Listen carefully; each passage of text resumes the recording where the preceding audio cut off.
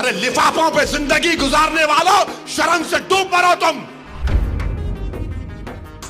ارے تم کو قرآن کریم دیا نا ہاتھ میں، اللہ کا کلام تمہارے ہاتھ میں دیا، تم کو اس کا بھی لحاظ نہیں ہے، اور تم دعویٰ کرتے ہو قوم کا۔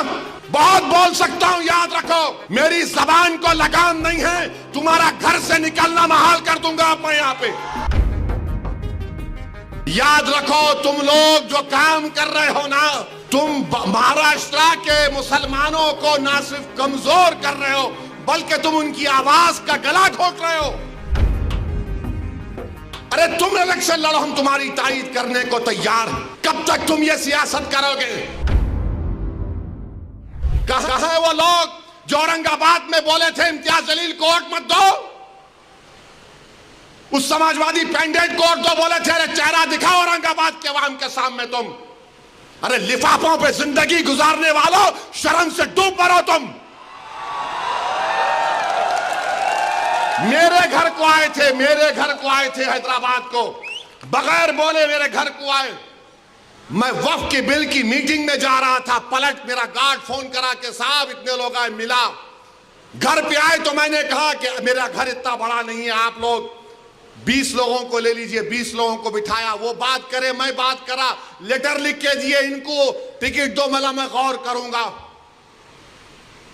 پھر جانے سے پہلے میں نے ایک اللہ کے ولی کہ انگریزی قرآن کا ترجمہ جو ترکی کا چھپا ہوا ہے، اس کی 4 کاپیاں ان ذمہ داروں کو دیا کہ آپ میرے گھر کو آئے، یہ ایک اللہ کے ولی کی قرآن کا ترجمہ ہے۔ ایک ایک کے ہاتھ میں دیا تو اورنگ آباد جا کے بولے ہم گھر کو گئے تھے، ہمارے کو چائے تک نہیں پلائے۔ ارے آپ پہلے سے بول دیتے تو نان خلیہ کھلا دیتا میں آپ کو۔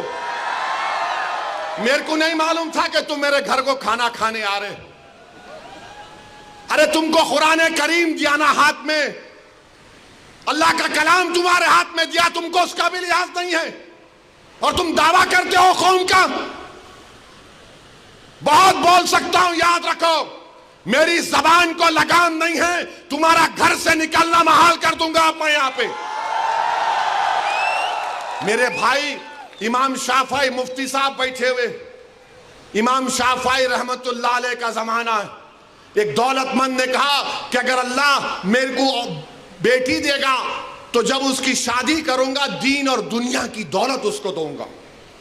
جب بیٹی کی شادی کا موقع آیا علماء کرام کے پاس گیا، علماء کرام نے کہا کہ نہیں تو نہیں دے سکتا، دین اور دنیا کی دولت تو کیسے دے گا، تیری قسم غلط ہو گئی۔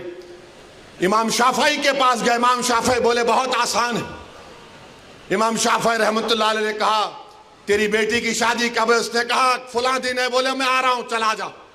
امام شافعی پہنچے، امام شافعی رحمت اللہ علیہ نے کہا کہ آسان ہے۔ وہ بولا کہ حضرت شادی تو ہو گئی، کیا ہے بتاؤ؟ بولے قرآن اپنی بیٹی کو دے دے، دین اور دنیا کی دولت اس کو دے چکا۔ میں ان کو دیا، 4 قرآن دیا ان کو، اور بول کے دیا کہ آپ میرے گھر کو آئے، مجھے پتہ نہیں ہے، میں وکیلوں کی میٹنگ میں جا رہا تھا، پلٹ کر آیا آپ کے لیے، یہ قرآن کریم کا تحفہ آپ کو دے رہا ہوں۔ ارے تم کو اویسی سے مجلس سے نفرت ہے، مگر قرآن کریم کی تو عظمت کا تم لحاظ رکھ لیتے۔ میں یہ بات الیکشن میں بول سکتا تھا مگر خاموش بیٹھے رہا، مگر آج مجبوراً بولنا پڑ رہا ہے۔ یاد رکھو تم لوگ جو کام کر رہے ہو نا، تم مہاراشٹرا کے مسلمانوں کو نہ صرف کمزور کر رہے ہو بلکہ تم ان کی آواز کا گلا گھونٹ رہے ہو۔ ارے تم الیکشن لڑو، ہم تمہاری تائید کرنے کو تیار ہیں۔ کب تک تم یہ سیاست کرو گے؟